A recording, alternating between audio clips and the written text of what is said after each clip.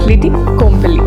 So today we are showing you how an IVF or an ICSI procedure is done. Here is our IVF lab. So there we are going to take the oocytes. This is our ICSI machine. We are going to inject the sperms and that is our incubator. We are going to fertilize and incubate the embryos. So first పద్ధతి ovum pickup. దీంట్లో ఏంటంటే female partner దగ్గర నుంచి మనము eggs అనేటివి collect చేసుకుంటాం అనమాట. So ఈ పద్ధతి చిన్న మత్తు కింద చేస్తారు, షార్ట్ జిఏ కింద చేస్తారు. టైమింగ్ వచ్చి మనకు డిపెండింగ్ అపాన్ ద ఎగ్స్ అనమాట.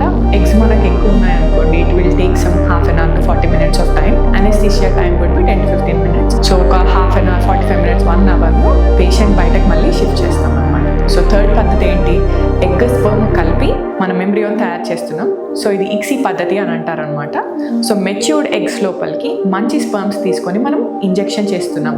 సో ఇట్లా ఇంజెక్షన్ చేశాక మనకు ఎంబ్రియో గ్రోత్ అనేది ఉంటుంది అనమాట. సో ఫస్ట్ డే, ఈ రోజు మనం 0 day నుంచి 5th day వరకు ఎంబ్రియోని కల్చర్ చేస్తాం ఇంక్యుబేటర్స్లో. సో అట్లా 5th day మనకు బ్లాస్టోసిస్ట్ అనే బేబీ తయారవుతుంది. సో ఈ బేబీస్ అన్నిటిని మళ్ళీ మనం క్రయో ప్రిజర్వేషన్ చేసుకుంటాం.